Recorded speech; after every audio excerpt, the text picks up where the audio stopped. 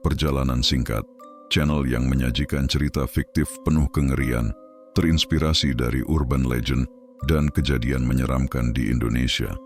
Cerita ini bukan nyata, tapi rasa takutnya bisa jadi nyata untukmu. Saksikan sampai habis. Dan jangan lupa like, komen, dan subscribe, karena setiap kisah selalu punya bayangan, dan bayangan itu sedang menunggumu. Misteri warung mie ayam di kawasan Setan Gunung Kidul. Semua pelanggannya hilang tanpa jejak. Liburan semester menjadi momen yang paling ditunggu oleh Raka, Ilham, dan Randy, 3 sahabat kuliah dari Jogja. Mereka memutuskan untuk mencari udara segar dan ketenangan di daerah Gunung Kidul, tepatnya di sekitar Bukit Bintang, tempat yang katanya indah di malam hari dan cukup sepi dari keramaian turis.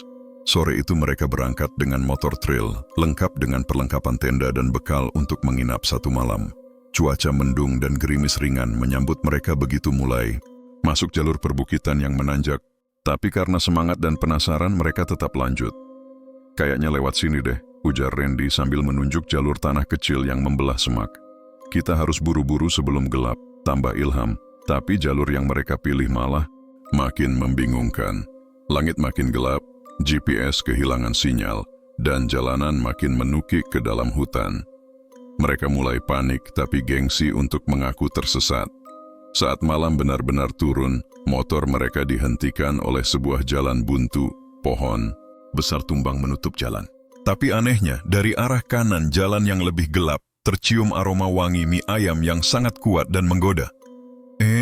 Kalian cium bau itu enggak? Tanya Raka sambil mengendus udara. Mie ayam? Randy menoleh. Enggak mungkinlah ada warung di sini.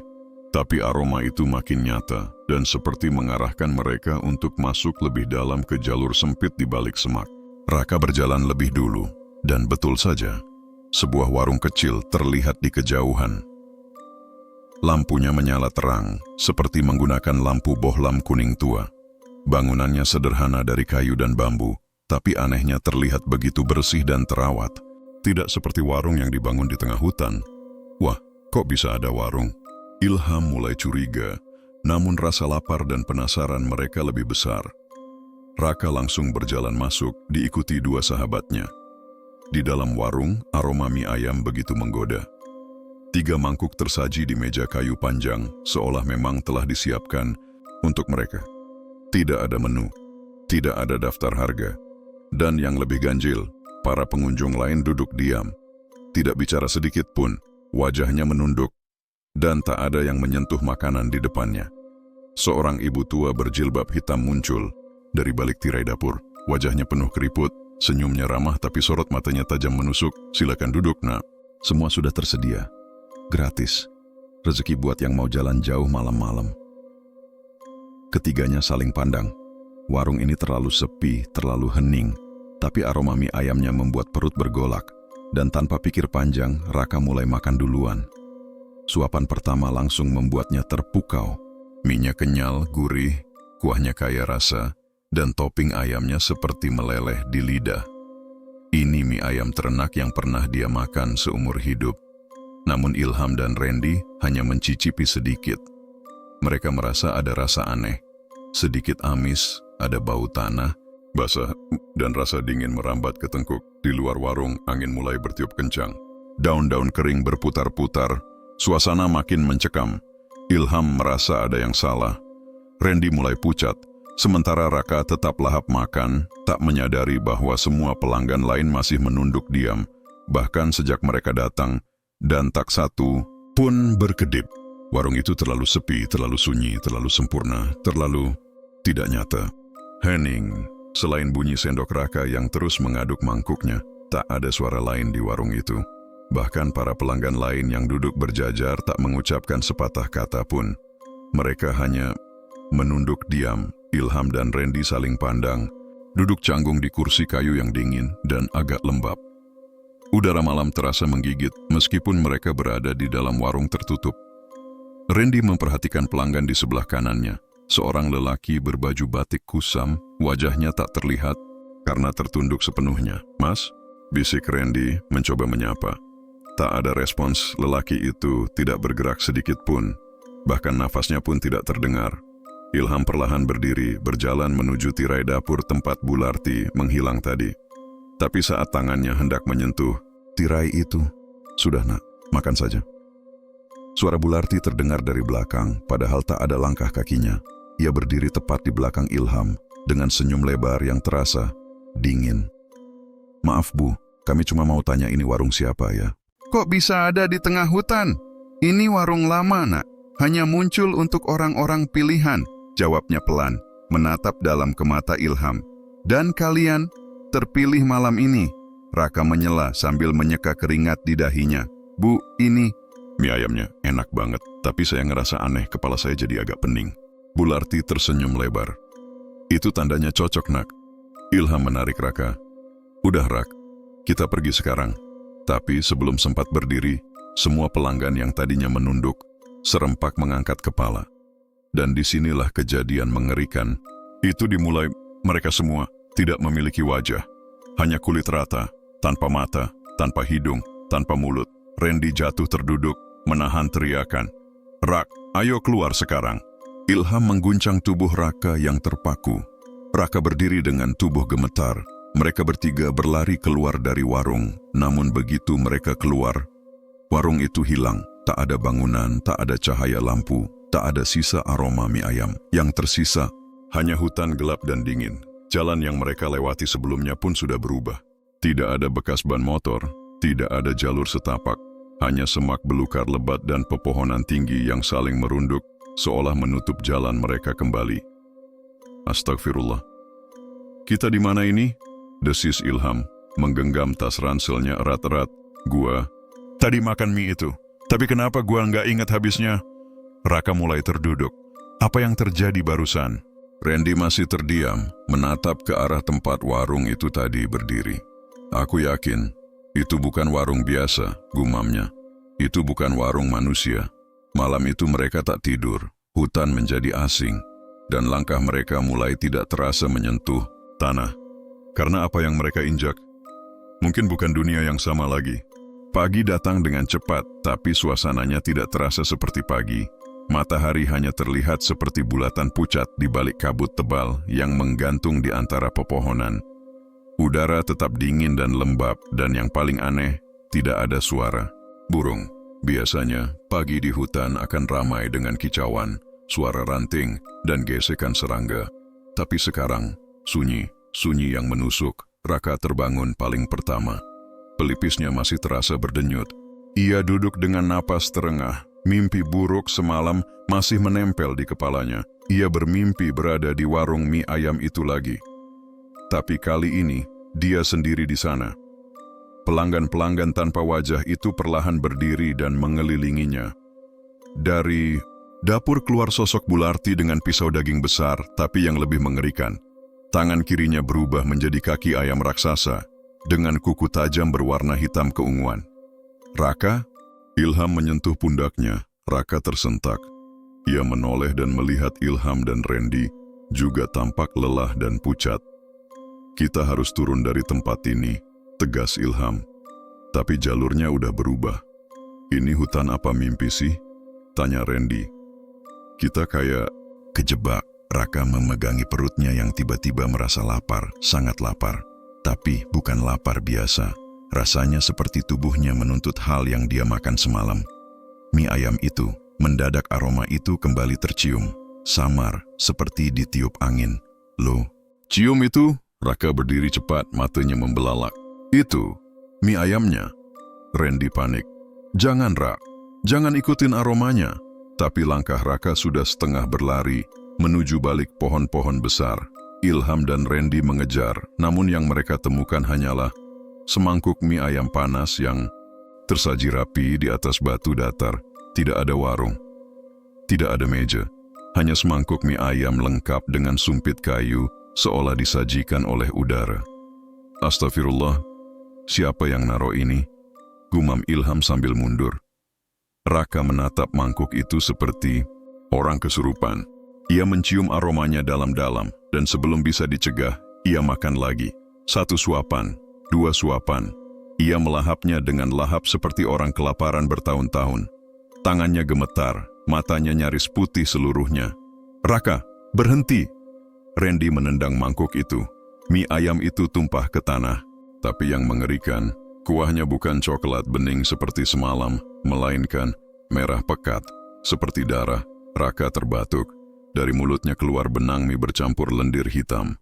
Ia jatuh berlutut dan muntah. Dan apa yang keluar dari mulutnya? Potongan kuku manusia. Randy langsung muntah. Ilham membaca ayat-ayat pendek dengan suara panik. Raka menangis. Kenapa? Kenapa rasanya enak banget? Ilham memegang pundak Raka. Itu bukan makanan, Rak. Itu kutukan. Dan di balik semak-semak, samar-samar terdengar suara ayam disembelih. Diiringi suara cekikikan perempuan tua. Anak manis, suka mie ayamnya ya? Setelah insiden mie ayam di atas batu itu, suasana menjadi semakin tidak masuk akal. Raka tampak lemas, wajahnya pucat kehijauan. Ilham dan Randy mencoba menenangkannya sambil mencari jalan keluar, tapi semua rute yang mereka lewati seolah kembali ke titik semula. Pohon-pohon tinggi, semak lebat, batu besar, semuanya berulang. Kita muter-muter di tempat yang sama. Teriak Randy frustasi. Ilham menatap kompas di tangannya. Jarumnya bergerak tak tentu arah. Ini udah nggak logis. Kayak kita masuk dimensi lain. Sambil beristirahat di bawah pohon, Ilham mencoba membuka peta offline di ponselnya. Tapi anehnya, layar hanya menampilkan satu titik merah besar tanpa peta di sekitarnya, dan tulisan di bawahnya, kawasan terlarang, tidak tercatat. Matahari pun terasa lambat. Seolah waktu enggan berjalan, tidak ada sinyal, tidak ada suara manusia, hanya desiran angin aneh yang kadang terdengar seperti bisikan. Sore menjelang, mereka memutuskan berjalan ke arah suara gemericik air. Setelah hampir 1 jam menyusuri jalur turun, mereka menemukan sungai kecil, jernih tapi anehnya. Permukaannya memantulkan bayangan yang berbeda. Ilham mencoba mencelupkan tangan. Begitu tangannya menyentuh air, ia melihat dirinya di bayangan sungai berdiri di warung mie ayam, memegang mangkuk dengan isi organ tubuh manusia. Ia terlonjak mundur. Astagfirullah, itu airnya bukan air biasa. Tapi, di seberang sungai mereka melihat asap mengepul dari balik pohon. Asap putih tipis, seperti dari dapur yang sedang memasak. Jangan bilang itu. Randy menelan ludah. Raka sudah berdiri lebih dulu. Wajahnya mulai berubah. Matanya merah, kulit wajahnya mulai tampak retak-retak kering. Gua harus makan lagi. Gua butuh. Gumamnya, Ilham dan Randy menahan tubuh Raka. Tapi tenaganya seperti bukan manusia lagi. Lepaskan gua, Raka meraung. Suara langkah kaki terdengar dari balik pepohonan. Makin lama makin dekat. Lalu muncullah sosok lelaki tua dengan caping dan tongkat kayu bengkok. Jangan biarkan dia menyeberang ke seberang sungai, teriak si lelaki. Ilham sigap menarik Raka mundur. Siapa bapak? Lelaki tua itu memperkenalkan diri singkat. Namanya Pak Samin. Penduduk desa paling luar dari kawasan hutan itu. Sudah, banyak anak-anak kota yang hilang gara-gara warung setan itu, ujarnya pelan. Kalian sudah masuk ke wilayah terlarang. Di sini, tempat antara alam nyata dan gaib bertabrakan. Randy gemetar. Jadi, itu warung apa, Pak? Pak Samin memandang ke arah asap yang masih mengepul di seberang sungai. Itu bukan warung. Itu jebakan setan kelaparan. Pak Samin memandangi ketiga anak muda itu dengan sorot mata berat. Ia tahu mereka belum sepenuhnya mengerti bahaya yang sedang mengintai mereka. Warung itu cuma muncul untuk yang sedang lapar, kata Pak Samin pelan. Lapar bukan cuma soal perut, tapi juga hati, pikiran, dan jiwa. Raka terduduk lemas. Wajahnya sudah pucat dan matanya berkaca-kaca. Saya makan 2 kali, Pak. Saya nggak tahu itu apa. Tapi enak banget, dan sekarang badan saya sakit semua. Pak, Samin mengangguk lalu membuka buntalan kain dari tasnya. Di dalamnya ada botol kecil berisi cairan bening dan akar-akaran kering. Minum ini penawar awal. Tapi tidak bisa sembuhkan seluruhnya. Hanya bisa menahan dampaknya sementara. Raka menenggak cairan itu. Seketika ia muntah keras, keluar cairan hitam pekat seperti oli bekas. Ilham dan Randy menahan napas melihatnya. Yang kau makan bukan mie ayam, lanjut Pak Samin. Itu daging dari dunia lain. Ada yang bilang dari ayam gaib, ada yang bilang dari tumbal. Tiap mangkuk punya pengikat, sekali makan, mereka akan selalu memanggilmu kembali. Randy gelisah. Lalu kita bisa pulang lewat mana, Pak? Semua jalan udah berubah. Pak Samin menunjuk sebuah celah sempit di balik akar pohon besar. Di sana, tampak lubang seperti gua kecil yang hanya muat satu orang merangkak masuk. Itu jalan satu-satunya. Tapi syaratnya, kalian harus masuk dalam keadaan bersih. Tidak boleh ada yang masih terikat oleh makanan itu. Raka menunduk. Ia sadar, ia masih menginginkan rasa mie ayam itu. Bahkan saat ini, meski tubuhnya sakit dan muntah, lidahnya seperti masih mengingat kenikmatannya. Kalau tidak bersih, lanjut Pak Samin, kalian bisa tersesat selamanya. Atau lebih buruk, menjadi pelayan warung itu. Suara ayam terdengar lagi. Tapi kali ini berbeda. Lebih berat, seperti ayam besar, sedang menggeram. Tiba-tiba, udara di sekitar mereka berubah menjadi lebih panas. Kabut menghilang, dan dari kejauhan, warung mie ayam muncul kembali. Berdiri di seberang sungai, menyala lebih terang dari sebelumnya. Mangkuk-mangkuk berisi mie berjejer rapi di atas meja. Dan sosok Bularti berdiri di depan warung, tersenyum lebar. Tapi wajahnya sudah berubah, separuh mukanya adalah tengkorak. Raka, mie ayamnya belum habis. Nak, mari sini. Porsi ketiga istimewa untukmu. Raka gemetar. Tapi kali ini Ilham dan Randy memegangi pundaknya erat. Lu mau selamat, Rak? Atau mau jadi pelayan neraka? Dengan sisa tenaga, Raka mengangguk. Pak Samin membuka jalan ke lubang kecil itu.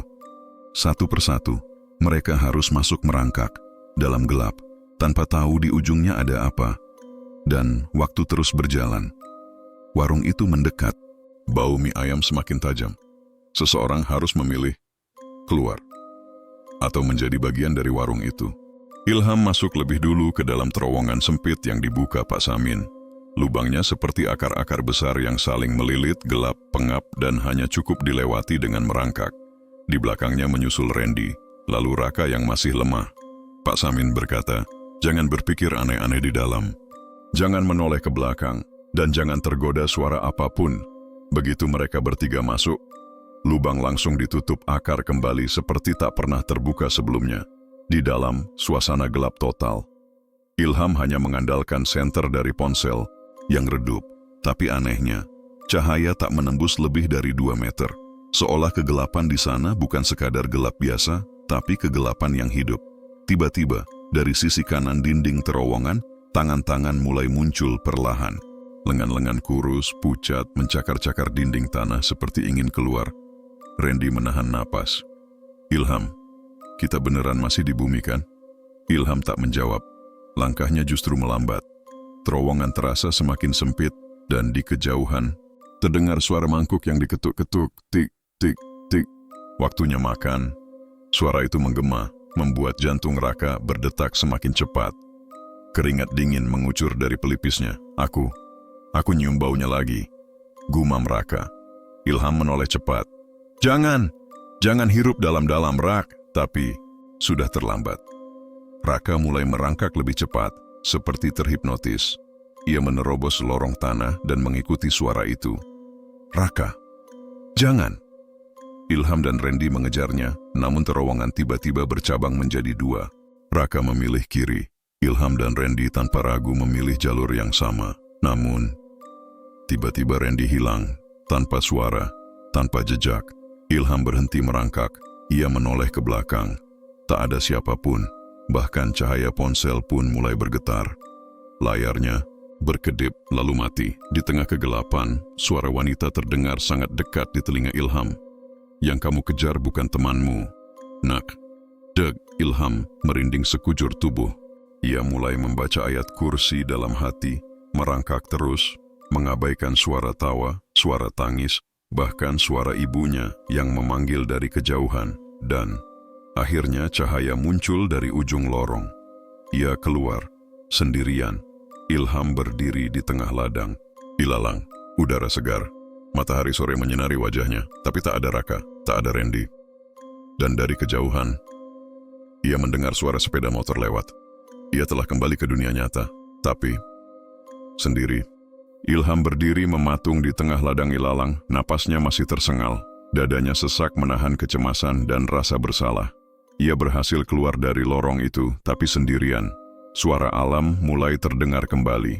Angin berbisik, burung bersiul, dan jauh di ujung jalan, suara sepeda motor warga melintas. Ilham telah kembali ke dunia nyata. Tapi, Raka dan Randy, ia baru saja hendak melangkah mencari bantuan ketika terdengar suara langkah cepat dari balik semak. Ilham, suaranya familiar. Ilham menoleh dan matanya membelalak. Raka dan Randy muncul dari balik pohon. Baju mereka compang-camping, wajah kotor, tapi tampak segar. Terlalu segar. Rak, Ren, astaga. Kalian selamat. Ilham memeluk mereka bergantian. Tapi saat ia menepuk punggung Raka, ia merasa sesuatu yang keras dan dingin di balik bajunya. Seperti, tulang, gimana caranya kalian bisa keluar? Tanya Ilham. Raka hanya menatap sambil tersenyum kecil. Tiba-tiba warung itu hilang. Jalanan terbuka sendiri. Kita ikuti suara ayam, terus sampai keluar. Randy menambahkan, aku nggak ingat detailnya. Seperti mimpi yang kabur. Tapi Ilham merasa ada yang tidak beres. Tatapan mereka kosong, tangan mereka dingin.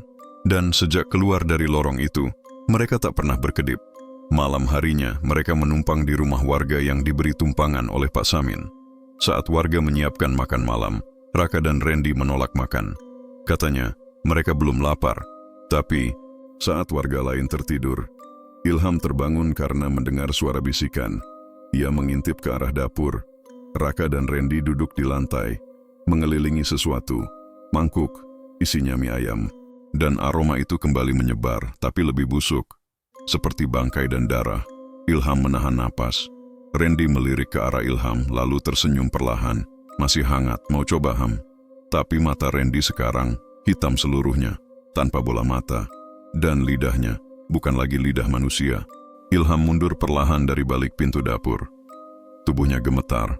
Apa yang ia lihat barusan bukan lagi Raka dan Randy yang ia kenal. Mereka sedang makan mie ayam dari mangkuk tanah liat berwarna kehitaman. Bukan mangkuk biasa, aromanya menusuk. Asam, anyir. Namun Raka dan Randy melahapnya seperti tak ada yang aneh. Bahkan suara kunyahannya terdengar lambat seperti geraham yang bergesekan. Bukan dengan makanan, tapi tulang. Ilham tak tahan. Ia berbalik dan berlari ke kamar tempat Pak Samin menginap. Untung lelaki tua itu belum tidur. Begitu Ilham menceritakan apa yang ia lihat, wajah Pak Samin langsung tegang. Itu artinya mereka sudah jadi bagian dari warung itu. Ilham tercengang. Tapi mereka keluar dari hutan. Sama seperti saya. Pak Samin menggeleng. Tubuh mereka mungkin keluar, tapi jiwanya sudah disimpan di warung. Sekarang, mereka cuman wadah, boneka yang dikendalikan nafsu makan warung gaib itu. Pak Samin membuka tasnya, mengeluarkan cermin bundar tua dan membisikkan doa. Ia menyuruh.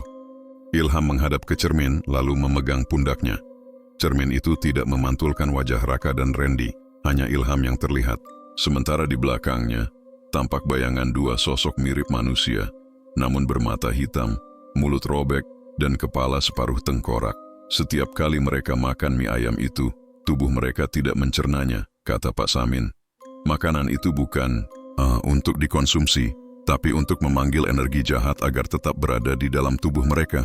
Ilham mulai merasa mual. Ia ingat Raka sudah makan 2 kali saat di warung, dan sekarang ia terus makan tiap malam, dengan mangkuk yang muncul entah dari mana. Pak Samin berdiri.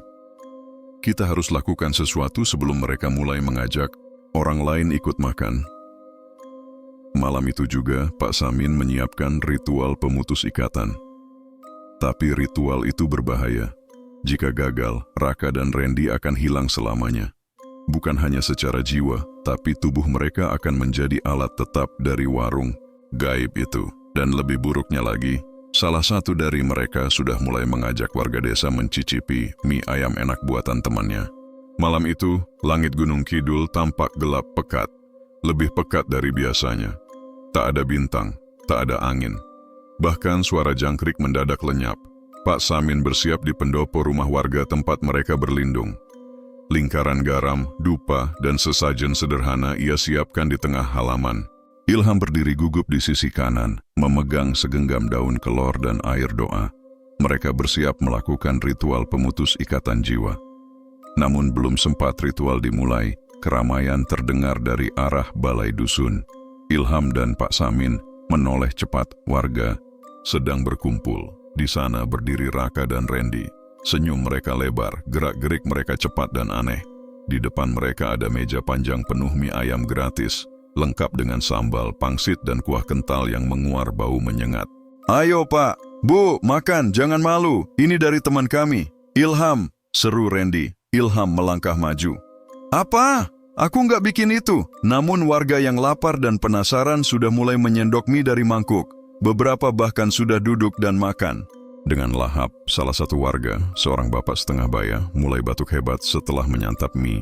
Mulutnya berbusa, matanya berputar-putar. Tapi tetap mengunyah. Warga lain pun menyusul. Beberapa mulai tertawa sendiri. Beberapa muntah, namun isi perut mereka bukan mie, melainkan cacing hidup dan potongan daging mentah. Ilham menjerit, "Berhenti! Jangan makan!" Tapi suara Raka dan Randy lebih keras. Mereka seperti kesurupan. Mata mereka sudah sepenuhnya hitam. Gigi-gigi mereka memanjang. Lidah mereka terjulur panjang, menjilat udara. Pak Samin segera menabur garam ke arah meja, lalu menyiram air doa. Meja mie ayam langsung terbakar tanpa api. Semuanya meleleh jadi cairan hitam dan kabut pekat. Tapi warga yang sudah makan, satu persatu tersungkur. Ada yang pingsan, ada yang tertawa histeris, dan satu di antaranya mulai merangkak seperti ayam, berkokok keras.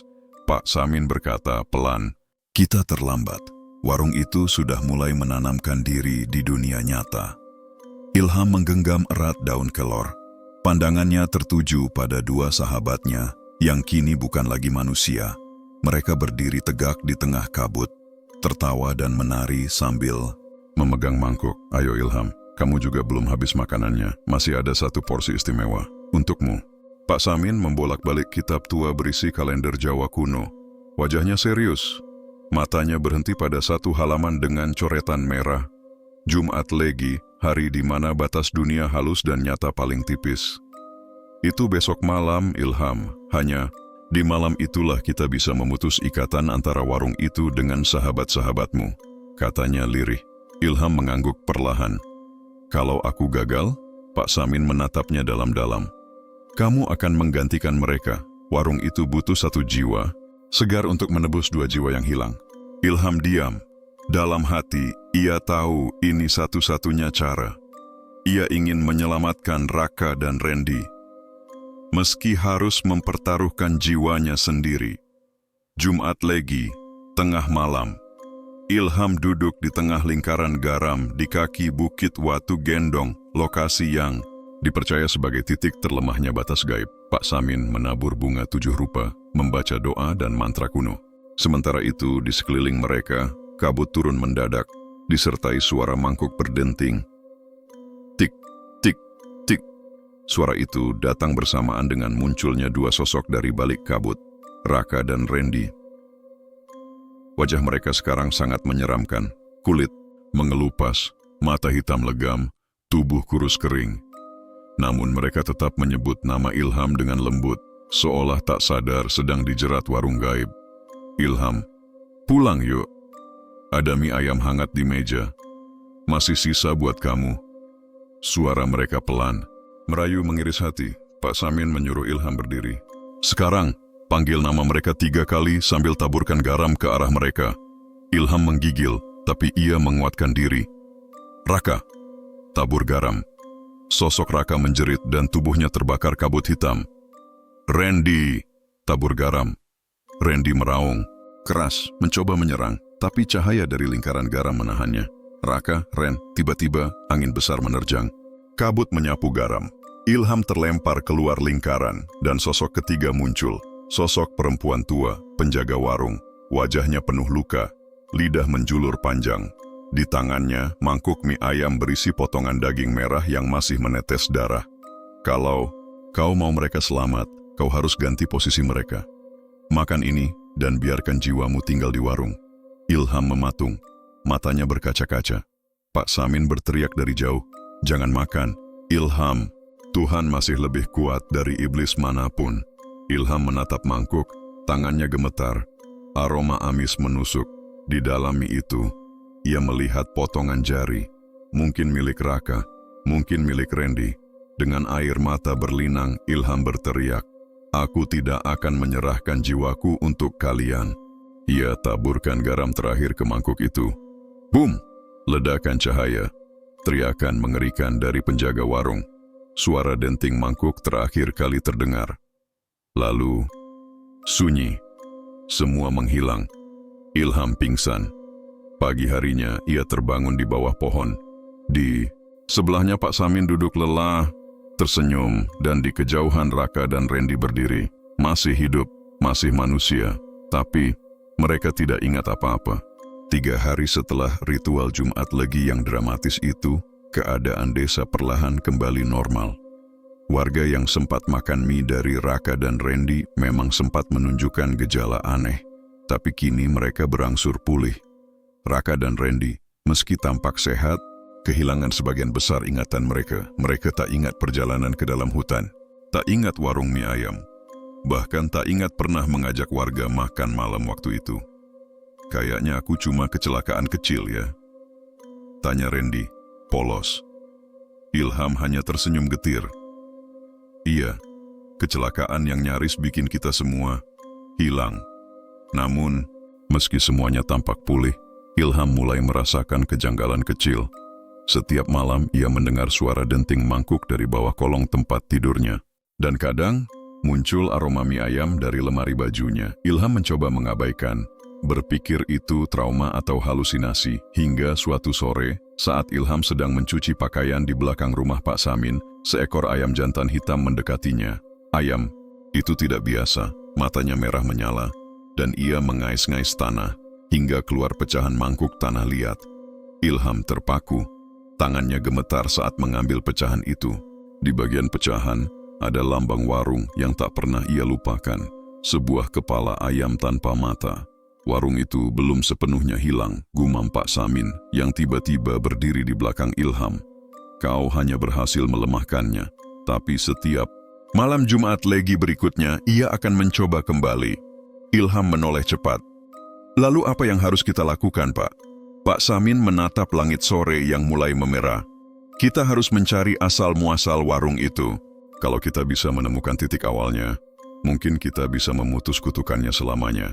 Dan di saat yang sama, di ujung desa, seorang pemuda pendatang membuka sebuah warung kecil. Menu utamanya, mie ayam kuah hitam dengan sambal khusus. Tanpa ia sadari, di bagian belakang warungnya, tumbuh satu batang pohon kelor kering yang tak bisa ditebang. Warung itu tampak sederhana, berbentuk rumah kayu kecil di pinggir desa, berdiri di lahan yang sudah lama kosong. Pemiliknya adalah seorang pemuda bernama Andra, perantauan dari Klaten, yang mengaku ingin memulai usaha kuliner. Awalnya tak ada yang curiga. Warungnya ramai, harganya murah, dan rasa mie ayamnya terlalu enak untuk ukuran mie biasa.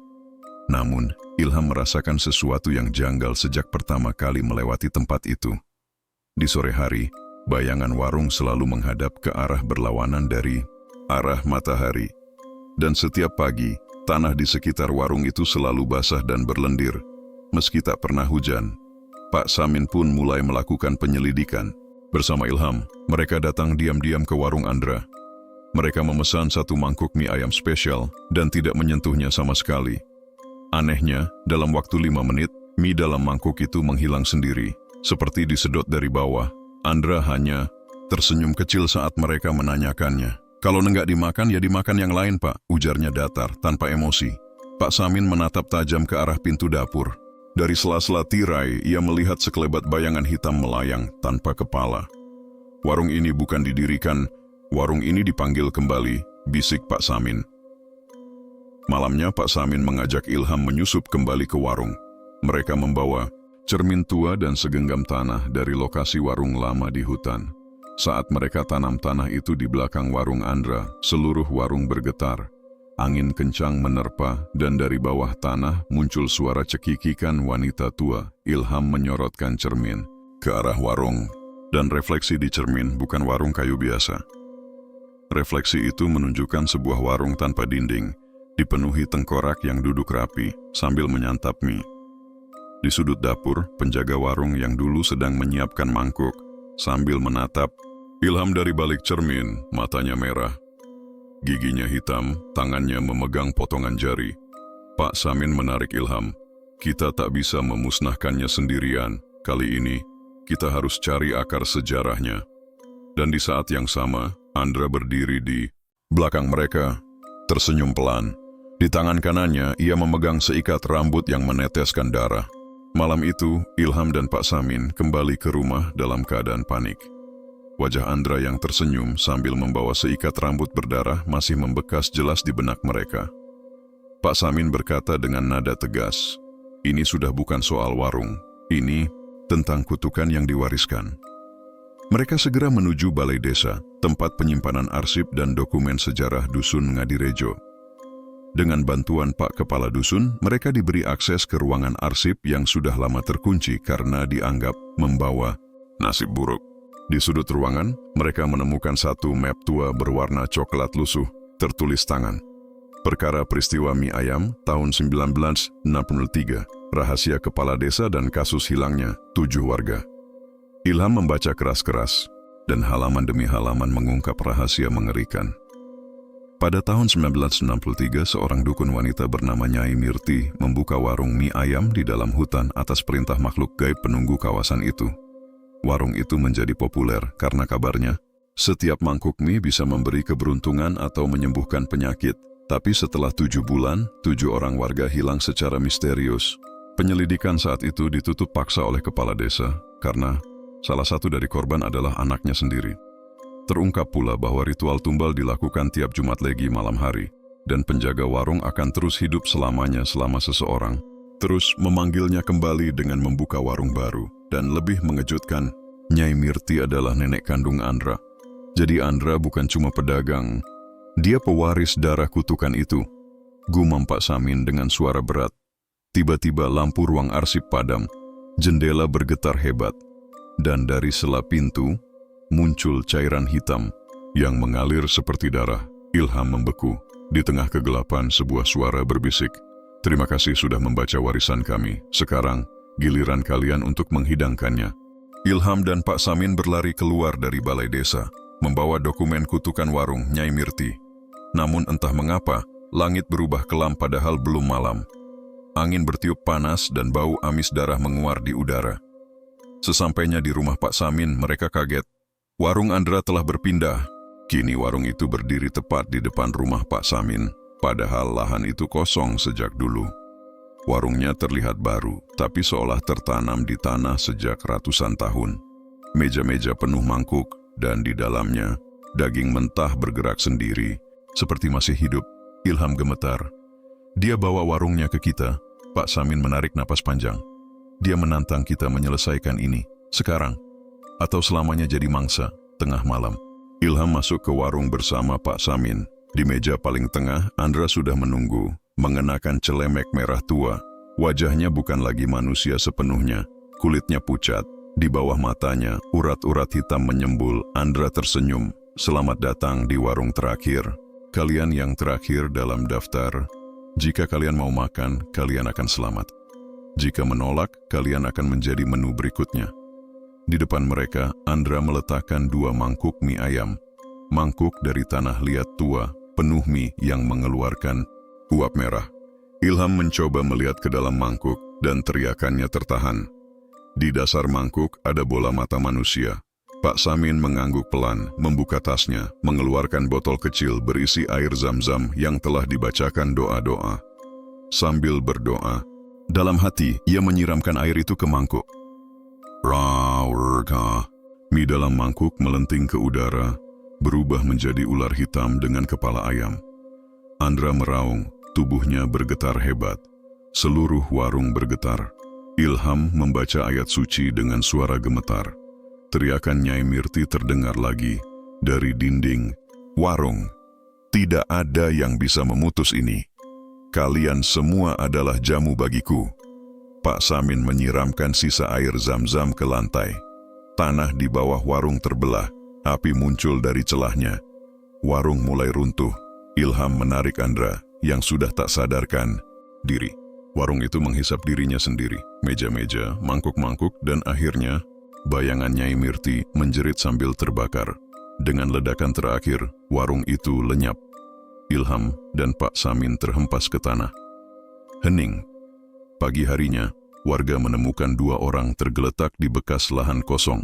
Tak ada sisa bangunan, tak ada jejak warung. Hanya bau mie ayam yang samar masih tertinggal di udara. Dan Andra, ia selamat. Tapi saat sadar, ia kehilangan ingatan. Tak tahu siapa dirinya dan tak bisa bicara. Beberapa minggu berlalu, desa Ngadirejo kembali tenang. Tidak ada lagi warung mie ayam misterius, tidak ada warga yang hilang, dan tidak ada aroma mie menyengat di udara malam. Andra kini tinggal di rumah Pak RT, dalam keadaan linglung dan pendiam. Setiap malam ia duduk di beranda sambil menggambar. Dan yang ia gambar selalu sama, mangkuk, sumpit, dan wajah wanita tua dengan mulut hitam besar. Ilham sendiri masih sering dihantui mimpi. Mimpinya selalu berakhir dengan suara dari dalam hutan, suara yang berat dan panjang. Warung kami hanya tidur, kami menunggu yang lapar. Kami menunggu Jumat Legi berikutnya. Pak Samin, yang kini tampak lebih tua dan sering sakit-sakitan, menyerahkan catatan terakhirnya pada Ilham. Kalau suatu hari kau dengar kabar warung mie legendaris dengan rasa ajaib di tempat yang aneh, jangan pernah coba datang. Jangan sekali pun, karena warung itu tak akan pernah benar-benar hilang. 6 bulan kemudian di daerah Wonosobo, sebuah warung mie ayam baru jadi viral. Buka hanya malam hari dan hanya melayani 7 pembeli per malam. Menurut kabar, semua yang makan di sana mendadak jadi kaya, sembuh dari penyakit atau mendapat keberuntungan besar. Namun satu hal selalu sama, mereka semua mengaku tak bisa berhenti memikirkannya, dan beberapa di antaranya menghilang setelah makan untuk ketiga kalinya. Ilham melihat berita itu di ponsel. Tangan kirinya gemetar. Di layar, ada foto warung kecil sederhana dengan logo ayam tanpa mata. Tamat. Hikmah dan pesan positif dari cerita ini. Jangan mudah tergoda dengan sesuatu yang instan atau terlalu sempurna. Kekayaan, kesembuhan, atau keberuntungan yang datang secara misterius bisa menyimpan harga yang tidak terlihat. Lestarikan warisan sejarah dan kearifan lokal. Banyak legenda dan cerita rakyat mengandung peringatan agar kita tidak mengulangi kesalahan leluhur. Berhati-hatilah dengan tempat atau makanan yang mencurigakan, apalagi yang melibatkan unsur mistis. Jangan hanya karena ikut-ikutan atau ingin viral, kita jadi korban hal yang tak kita pahami. Jangan pernah meremehkan kekuatan doa dan niat baik. Dalam kisah ini, Pak Samin dan Ilham bisa melawan kekuatan jahat bukan dengan kekerasan, tapi dengan keberanian, keimanan, dan tekad menyelamatkan orang lain. Pilihlah jalan hidup dengan tanggung jawab. Seperti Andra yang mewarisi darah kutukan, kita semua juga mewarisi nilai dan kebiasaan dari keluarga. Tapi pada akhirnya, kita bisa memilih jalan yang berbeda, menebus atau mengulang kutukan. Itulah akhir dari cerita hari ini. Ingat, meski kisah ini hanyalah fiktif, tapi inspirasi dan pesan di dalamnya bisa sangat nyata.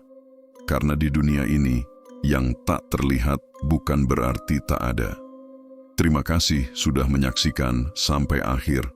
Jangan lupa like, komen, dan subscribe agar kamu tidak ketinggalan kisah-kisah menyeramkan lainnya di channel Perjalanan Singkat. Sampai jumpa di perjalanan berikutnya.